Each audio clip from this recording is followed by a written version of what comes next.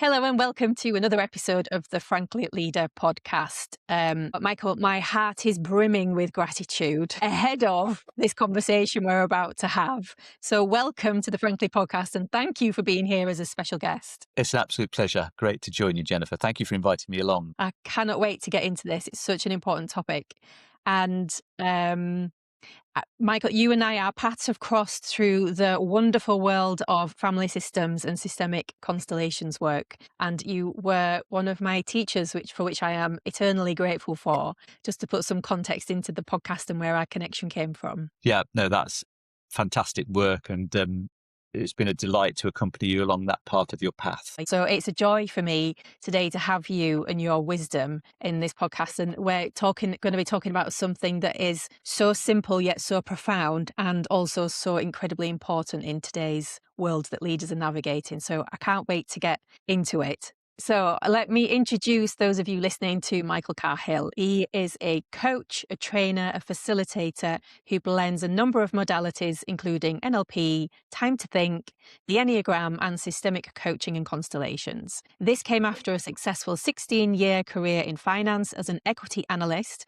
So there is a very analytical side to his approach and a real appreciation of what creates value within companies. He's also spent 10 years teaching equity valuation and how stock markets work. This creates a wide range of unique combination of finance and strategy and the so-called softer approaches of coaching and facilitation skills. Bloody hell.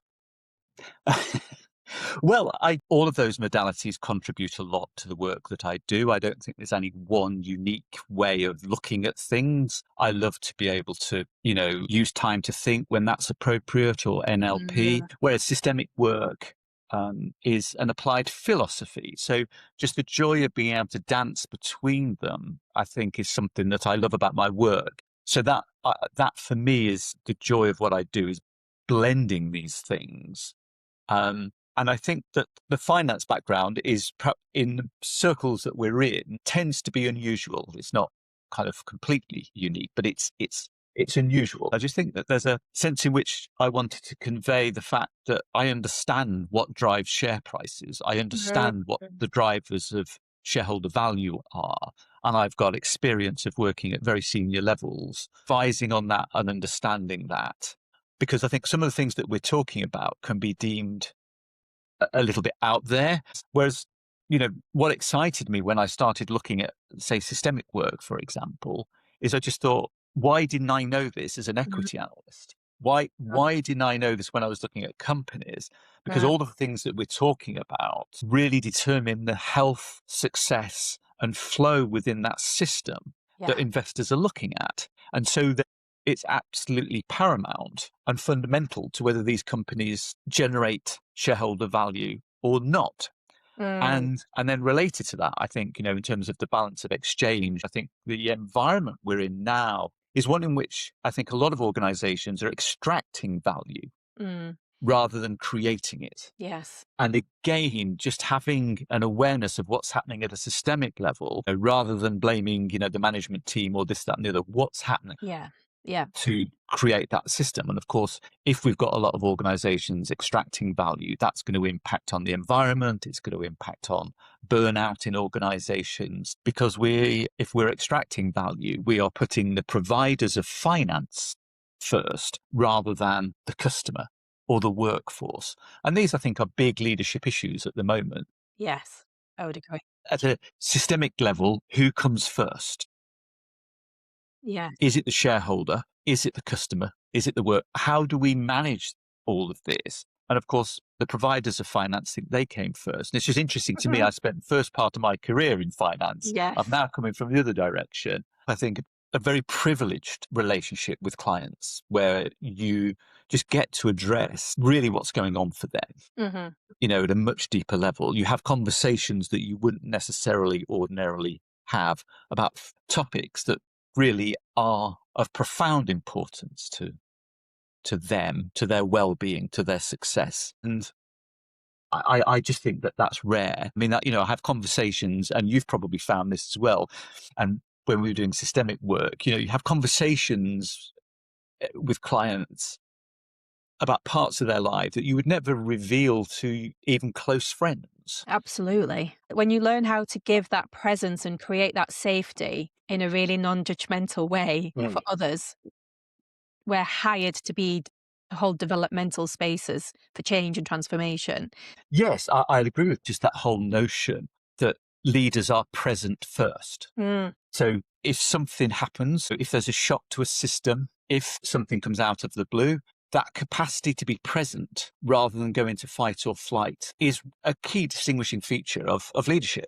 To be present with what's emerging. I yes. think that that's really, really powerful. And it's an easy term to talk about, but it's something that requires a lot of cultivation, a lot of practice for many of us, including myself. Absolutely. And so this part of the podcast is it's very much about leaders out there. What tools do they need to have in their toolkit? In the same way that we do as practitioners of change and transformation, I think like we have these rucksacks of skills and experiences and different modalities that when we're working with clients, teams or organizations, we're kind of like triaging what tool is required here given the context. And I think what I'm trying to do with this podcast is help leaders create and build their own toolkit of resources so that when they're with their teams, their people, their organizations, they can go, oh, what was that tool that might be useful here? Tell us a little bit more about what it is that you do, the work that you do and what you love about it. Yeah, I mean, essentially these days I work as a systemic coach and facilitator. That's the main thing I do these days. I still do some corporate work, but a little less than I used to. So what I just love about this, as I think I was indicating before, is just that richness of a systemic perspective. And what I love about it, I think, is just the magic of where a systemic perspective reaches. And I think for me, having started off, as you can tell, from a fairly analytical tradition of being an equity analyst, by personality, I lead with my head. And so, I'm very head based. And I think discovering the magic, if you will, one of the proponents of this work in Germany, Klaus Horn, refers to this work as practical magic. And I think that that's a fantastic description of it. Mm, And so for me, it was just this huge liberation that I didn't have to know the yes. answer. The Yes. field would support us in finding out what we needed to know. And that for me was like, oh my goodness, Yeah. what a big shift, because I think I'm somebody, as you can tell, but through all of those qualifications and things, there was almost a sense in which, working with clients, I've got to know the answer. I'm being Yes. brought in, and if you The will, expert. in some of the expert, and in some of the language we might use in a systemic frame, I'm being seduced in to sort of, as it were, heal the system through knowing and having the capacity through cognitive knowing, if you will, how to resolve the client's issue. And whilst that's well intentioned, it makes me too big in relationship to the system. Mm, And that was never intended, but it is an outcome. I don't if I'm not aware of the fact that I'm coming in and secretly I'm thinking, oh yeah, I can resolve this, or secretly, I know how to, then I'm suggesting I know more than the leaders within that system. And I'm also suggesting I know more than that is held within that system itself. yes. Yeah. And so to me, again, it's just been very liberating to be able to go in and kind of go, well, actually, It's not I my know job. I know bits and pieces, but it's not my job. Yeah. But my job is to facilitate a connection to knowing, but it's the client's knowing, it's the client's wisdom, really encouraging the client and cultivating the conditions for flow Mm, in the client themselves. That's the coherence piece, if you will. What does it take to cultivate the conditions for flow for the client and the client's system? yes. And that to me is very different than how I originally learned coaching, which would be more outcome oriented, more goal oriented, which certainly has its place. Mm, Um, but I just found this kind of notion that it's all about the cultivating the conditions for flow. What is it that would allow flow to be restored to the individual and to their system is just wonderfully exciting. And that's been very, very powerful. I just, again, I think, maybe for leaders, maybe there is a question is what is it that they can let go of if they were to let go of things that they're not responsible for and take real responsibility for what they are responsible for, how might the systems they lead be different? Yeah, I love this. And I know we're touching again on the topic that you're going to deep dive into, but I'm going to put you on the spot, Michael, because there'll be some leaders out there listening to this and they'll go, what on earth is systemic? They keep talking about systemic, but what is it? What is this thing? And Yeah, then I'm putting yeah. you on the spot because I think it's one of the most incredibly difficult things to define. Isn't it just? Thank you. I You're think welcome. it's so when we talk about the system, I think everyone will have experience of working in systems that are healthy and working in systems that, you know, really are far from healthy. And so when we're talking about the system, we're really encouraging people to look beyond what's happening at an individual level. And we're encouraging people to look at, are there any patterns that repeat themselves within this system? And when we look at systems and we have a systemic lens on things, I think one of the things that's different perhaps to other modalities that we both might explore is that what's key to a system is that we're exploring the land of belonging. What is it that enables people to belong or not belong in a system? And we've all had experience of situations where Mm, we know we belong, we know the codes of belonging, or alternatively, we've been in systems where we just know I don't know the codes of belonging here or the rules of belonging. They're unwritten and what have you. And so, first and foremost, I think there's this notion of belonging that's a part of when we look at a system. Who is in and who mm, is out, if you will, mm, is another way of looking at it. And I think that's very pertinent in the world we're yeah. now in. And just think about, you know, a lot of things that are happening in the polarization we're seeing is that people's beliefs may not seem very even rational to us, but they're very important to them because their beliefs mean that they belong in certain systems. Mm, So there's that notion of belonging, and then there's that notion of um, order. Everything has the right to belong, and everything has its place of belonging. If things are excluded, then that will harm the system. yeah. So you've got this who came first, is that honored? How people join a system. So you've got this notion of joining, belonging, and leaving that drives the health of any system. You know, do people leave well from the system or not? One of the other key things is balance, what we call balance or balance of exchange. Is there a give and take within the system and from the system to other systems? So you know, what drives the balance of exchange and the cost and gain within a system? So in organizations, if the employees give too much, for example, and aren't paid enough, there might be a lot of burnout. Mm, So when we're talking about systems, we're talking about this. And one of the other key fundamental aspects of this systemic lens, all behavior from a systemic perspective makes sense once you appreciate the loyalty involved. So this notion of loyalty mm, is of paramount importance when you with a systemic lens. Again, for example, a new CEO comes into a system and he starts bad mouthing his previous um, CEO, the previous CEO. What he might or she might then find is that the people within the organization really don't like this because they really like the previous CEO and are loyal to them. So the new CEO is trying to lead this system mm, whilst the workforce or the key elements within it are loyal to the person who's yeah. gone. I think a lot of really great work is being done in the field of psychological safety within organizations. But my invitation, I think, to leaders is to kind of go, well, great, but also to kind of, if you like, chunk up from the psychological because I think that's what we're always doing with systemic is moving up from the psychological and saying, what is it that makes the system safe? Because you can't be psychologically safe if the system itself is unsafe. So what is it that contributes to systemic safety?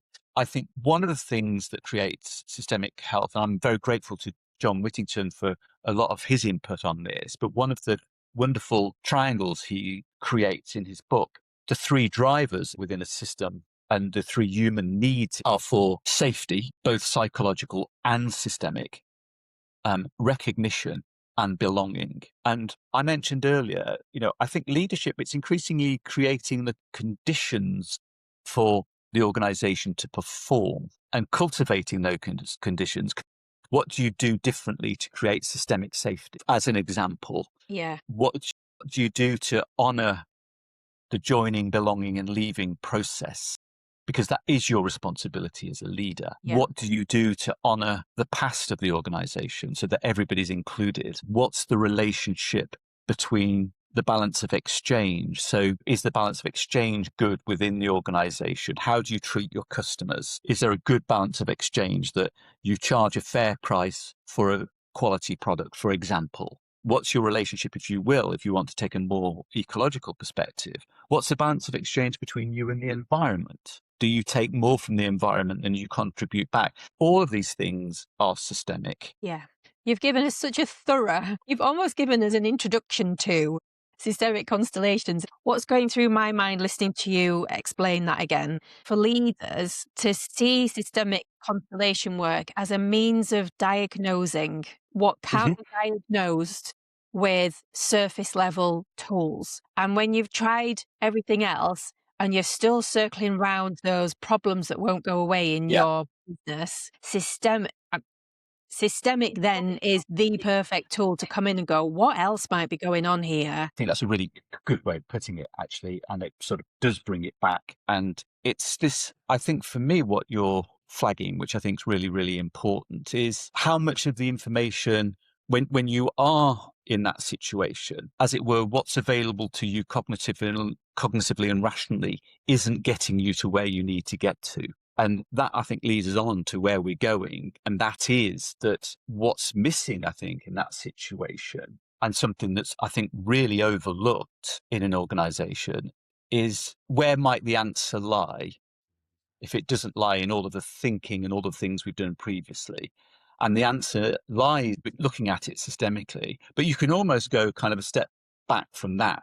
And that is to say, what's the embodied information that's missing? Mm. What do we know in our body? What is our body already telling us that we're not listening to and not paying attention to? And I Mm. think that's a really nice point, Jennifer, because what it brings us back to, if you will, is that the first system that we're with as everybody and as leaders is our body. Mm.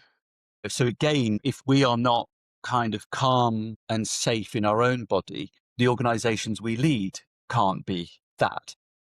Yeah. And similarly as Yeah. coaches or consultants, we have to show up in a coherent way, comfortable with uncertain, grounded, aware of our connection within the multiple intelligences that we carry, the embodied information, what we feel, what we sense. And so can we tap into that? So, working with organizational systems, it's often just tuning into, let's have an embodied exercise to see what's happening here. Mm. And again, you don't need sort of fancy language around that. It's a different way of gathering the information, is what shows up when we map something out, or we get people to stand in a certain place in relationship to a key concept. That embodiment, I think, is, Mm. and I think we are in an environment that really does prioritize the rational mind. It prioritizes the cognitive and tends to ignore or overrule what information comes from elsewhere. Yes. And so I think there's a big invitation, if you like, before we get onto some of the things that I have talked about, to kind of go, oh, okay, our body is a system. Yeah. What does our body know? What the wisdom we have in our body is immense. And yet we're expecting to just resolve it through our left hemisphere, if you will. Mm. It's interesting because I've just finished reading Brené Brown's current book, Strong Ground, and towards the end, she talks about one of the skills that leaders really need is the capacity to be the greatest detective inspector they can be, kind of Inspector Clouseau, Miss Marple. Yeah. And in the same vein, she says exactly what you've just been saying, which is leaders have to have the capacity to first go, ooh, what have we missed in our processes, our policies, our ways of Yeah. working, our capacity to do things that's meant this has happened, without blaming anybody or pointing at an individual person. First looking to say, what do we have to take responsibility for here that's ours, actually, that if we'd have had in place would have prevented this from happening. But you mentioned a little while ago the tool that you're bringing, which is a kind of first step into being able to do more systemic work, is this concept of the capacity to be present and coherent. And actually, it's not a nice to have skill for leaders. Actually, it's not one of those, oh, I'll just pick it out as and when I need it. It's your hygiene level skills that you've got to be operating from all the time. So, Michael, if I can, can you tell us a little bit more about what you mean about this capacity to be present and coherent in a way that you think our leaders listening will get it? I think we all know of situations where we've had a gut instinct about something, or we've felt something in our body which says this isn't right, or we've just had a sense that I'm not convinced about this. I'm not quite sure where I feel it, but I just know somewhere that this isn't right. But then our mind has kind of gone, no, ignore that. This is what we're doing. And so we've overruled, if you will, our gut instinct, or we've overruled our heart. And we've just gone ahead, think about the language of that. We've gone ahead Yeah. and done something. And then, a week later, it's gone terribly wrong. And we kind of already knew.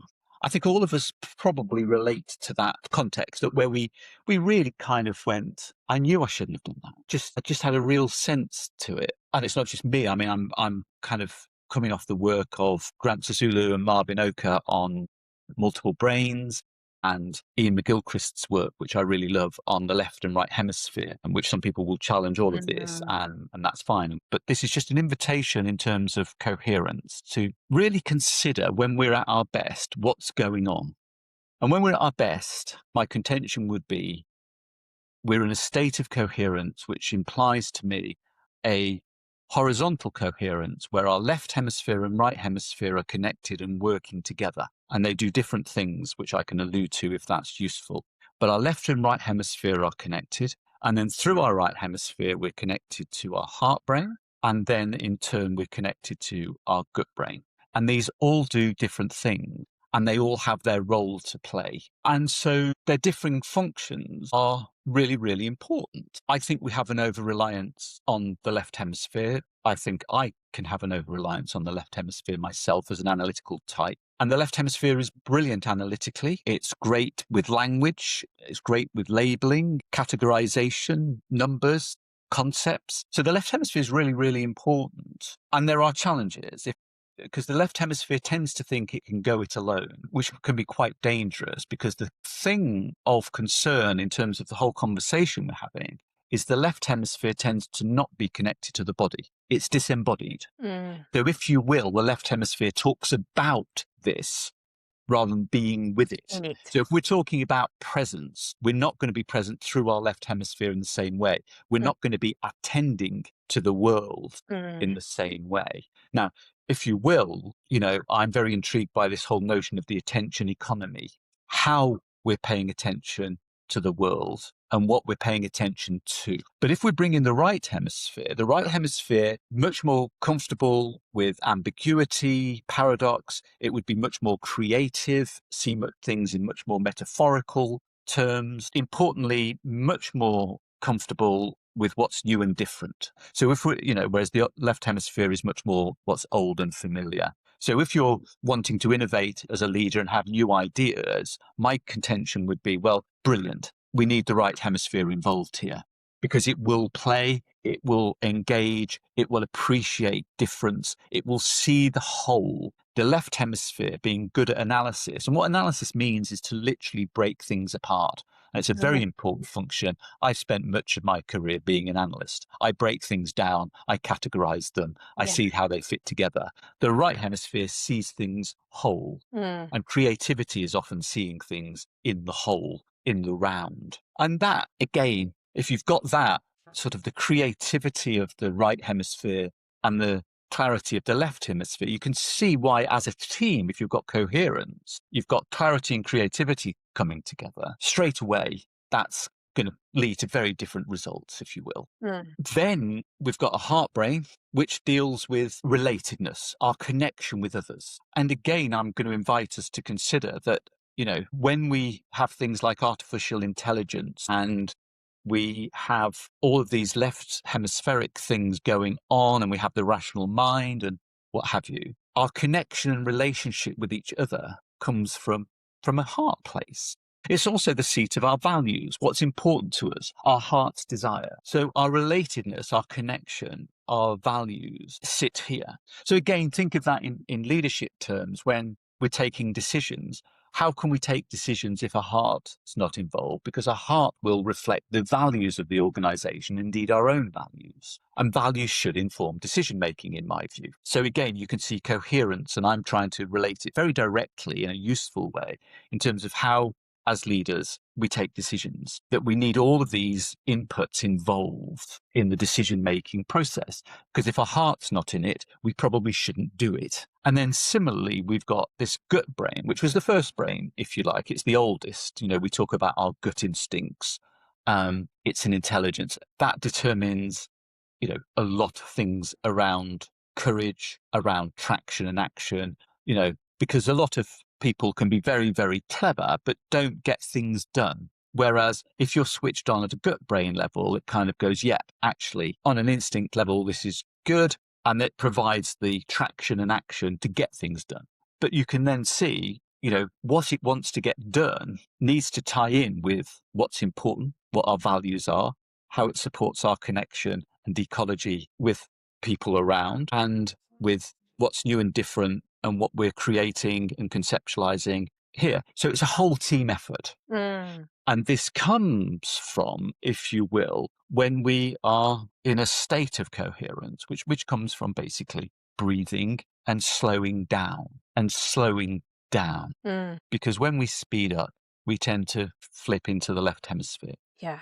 And so there's this invitation, I think, with coherence, is to draw on all of this wisdom that's within us. The embodied cognition is a big neuroscience area, of just how much knowledge and wisdom is carried in our body that is often overlooked by our rational mind. What coherence is trying to encourage us is to recognize that there are all of these intelligences, and drawing on all of them leads to paying attention in a different way. So in the attention economy, where there are all of these demands externally on our attention, how can we connect internally and pay attention to what really matters and pay attention differently to the world, perhaps with this much wider lens on the world than looking at a very narrow screen that the attention economy is inviting us to do? It narrows our attention. But if you think about when you're taking a decision, if you narrow your attention too early, you're missing the big picture. And again, I would contend that one of the things that leaders are responsible for is to not get caught up in the day-to-day detail, not to get caught up in a problem and the focus becomes really narrow because they're only using one part of their intelligence. It's how do we see the big picture? How do we pay attention? And what do we pay attention to? Given we've got this body and we've got this heart and we've got this gut. How many of us, and people watching this and listening, how often have you kind of taken a big decision and kind of really checked in with your heart and said, how do you feel about this? And similarly, I'm thinking about times when I've made a decision and it's been so instantaneous and resonant that my head hasn't even got in the game of analysing, but it's been so intuitively true to make that decision. Yes. My relocation back to Yorkshire was a heart and gut decision for sure. I think my brain was still trying to catch up 3 months after I'd moved. And for me, listening to everything that you've just said, as somebody who, in Myers-Briggs terms, I feel first, think second. Yeah. But I grew up in my career in a very corporate environment where thinking was valued way more than feeling was. Indeed. And I'm loving that this conversation is now leveling out the playing field for those preference types, because for me, like I can sense the room when I walk in, even if I can't explain it. I can sense the energy shift in a room because I feel before I think, and I think leaders who can draw on all those wisdoms, as you said. I mean, there's 1, 2, 3, 4 brains in what you've just described, like to be able to gather data in that rich way from all those 4 different sources is incredibly powerful in terms of being able to show up to what's there. Absolutely. And it's the feelings, it's the sensations, and it's using, I think that's a beautiful example, Jennifer, because I think it's those feelings and the sensations beneath those feelings and the energies you're tuning into. That is all information and data. Mm. And this is I haven't made this point as elegantly as you have. And that's what we sometimes say, I think, when looking at coherence, is that, or if people, if you're procrastinating over a decision as a coach or indeed as a leader, if there's some procrastination, is it because your heart's not in it? So is there something about your values or your desire that's not in it? Or is your gut not in it? Is there something that you can't quite, there's an instinct at a gut level that's preventing movement? So we're not saying there's anything wrong with the rational mind. That's not what we're saying. What we're saying is that coherence is the whole team Mm. doing what it's good at Yeah. Yeah. and Including it working in all. service of the whole, or working in service of the decision, if you will. Mm. Yeah. And of course, the way we're coherent is also the way we become present. And one of the ways of becoming present and coherent is through our breath and just slowing down and connecting. And that's why people who do kind of meditation or do a stilling before a meeting, again, how many leaders do you arrive at a meeting and you're Right. hyper paced? Because if you're hyper paced, it's in all likelihood your brainwave frequency is in a place of stress. So there's a bit of fight or flight. You're not connected with the body in the same way. You're operating from the left hemisphere. I mean, one of the things I think is really interesting in terms of decision making about this sort of work is the left hemisphere will tend to reduce things to either or. Mm. We do A or B. And as we know from a coaching perspective, that's a dilemma. It's not a choice. Two's a dilemma, three's choice. So again, if you're working with a client or you're working with a system, you just say, no. What are all the other things we can do, including A or B? Yeah. And It, so you've touched on some of the reasons leaders should give a shit about coherence. And I'm wondering if you can summarize reasons that leaders should care about coherence. Like what will they gain by doing it, and do they miss by not doing it? I think first and foremost, I think it's the invitation with coherence to slow down. I think there's this thing in the world where everyone is very, very busy. I think there's almost like a badge of honor about how busy we all are. I think our own capacity of the left hemisphere to speed things up. Bert Hellinger, the founder of this work, talks about the mind moves quickly and the soul moves slowly. Mm. And I think there is this tendency at a mind level to move very, very quickly. I also think that one of the things that technology is doing, for all of its wonderful contribution, is it is speeding everything up even more. And when we're looking at a screen, there's a tendency, again, I think, to kind of lose connection with our body. So I think one of the things that, in my experience in organizational connections I have, is that people are always complaining that they're always in meetings and they never have any time. And I think coherence and this invitation to a coherent state is to slow everything down and to widen the field of vision, to take more in and to pay attention in a way that's very, very different. So you are picking up the sensations and feelings in your body as you enter a room, or you are looking at one of your teams and you're just noticing and feeling in your body, oh, it's this opportunity to pay attention in a very different way by slowing down. And, yes, there's artificial intelligence, but we're talking about real wisdom. And I think slowing down is an invitation to having much more high quality information to inform decision making. I also think, as a matter of real importance, the slowing down, there's just a well-being aspect to it.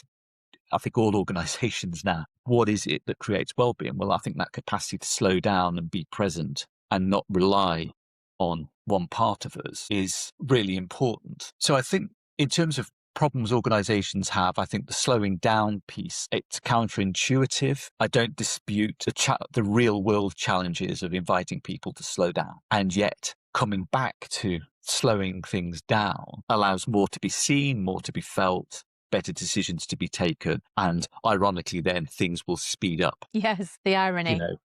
it's that irony. And so I think there's a real invitation with coherence to slow down. And I think the other advantage is that, as we touched on earlier with the systemic aspects, is I think that when you are in a place of coherence, there's more likely to be resonance with what's happening in the team that you're leading, the organization that you're leading. So you can then start tuning in to the other information that's out there. You notice more. You notice more.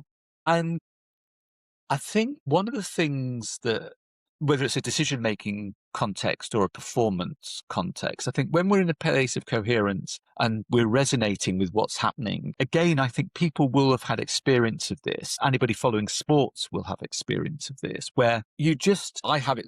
If I'm blessed, I have it sometimes when I'm teaching. And I say blessed because what will happen is that I will just say something that I've never said before. I've got no idea where it's come from. And the whole room, because the whole room is part of the field that's creating what I'm saying. It's nothing to do with my ego. I can't take any credit for it, but it's exactly what's needed at that point in time. And I just think that is amazing. But it's not me. It's what has come through me, because from a state of coherence, I've had this connection to something, if you like, bigger. And I know this sounds out there, but again, watch it in sports people. Sports people will kind of say, well, I just don't know why I did that. But again, they've been in the state Yeah, the flow for it to state. happen. So a lot of this is for leadership, really, is how effectively do we manage our state? And can we be in a state of coherence and with connection with resonance? And so and I think this has a lot to do with creativity. You listen to musicians and the like, and they'll just say, well, I was listening to the radio the other day, and actually was a songwriter was just saying the song just Came to me. Yes. again. So how do we cultivate those conditions? Yeah. I really like what Liz Gilbert says about creativity in her book, Big Magic. And she says that all the ideas the planet will ever need are already there up there in the creative superhighway. And Yes. she says that it just takes one of you to go, I'll just pull that idea out and play with it. Yes. And so what I'm talking about, and that's a beautiful piece, because what I am suggesting is that we access that creativity superhighway only from a place of coherence. Yes. Because if we've got a lot of interference in our left I'm going to say that. hemisphere, exactly. Again, that's the field between us now. If there's a lot of interference, we won't have access to that information. Yes. And the woo-woo part of this, for those who are interested in this, that information hangs out in the field at a different vibrational frequency. And so when you come into a state of coherence, your internal vibrational frequency meets that of the creativity superhighway. And so you're open, there's channels. And Yes. again, I appreciate that leaders might be thinking, but What again, if you're thinking about a decision, or if you're thinking about a piece of creative work, just being able to tune into this, I think, is just extremely so powerful. powerful. Can we come back to really celebrating the wisdom in our bodies and thinking of this as an inner team that needs alignment? Yes. And, I'm very aware of the thrust of this series being about resources, but these are all resources we've got within us already. They're already there. Why would we not use them? Yeah. It's almost like, we've got 1, 2, 3, we've got 4, and there are other intelligences. I'm just talking about these 4 for the time being: left hemisphere, right hemisphere, heart and gut. Why would you only use one? Yeah. I want to summarize with 2 things. What a great question to leave with leaders. Why would you only use one of your 4 core wisdoms when you've got 3 others to access? And the second thing that you said a little while ago that I just think sums this up, what would it be to put more of our hearts as human beings back into the workplace and to have more of that intelligence? Because I think we'll be creating healthier organizations if we did that. Yeah. And I think for me, it's celebrating relationship. It's a relational intelligence. Yes. And wherever we go with artificial intelligence, I hope relational intelligence informs how we go about that. Absolutely. Well, I just want to say, Michael, what a pleasure it's been. I think our listeners are going to find it really fascinating, and I really hope that if they take one thing, it's yeah to start using some more of that data that they've got available to us. So thank you from the bottom of my heart. I really do appreciate it. A real pleasure. Thank you for inviting me along. I've really enjoyed it, as you can Great. tell. Thank you. Cheers now. Take care.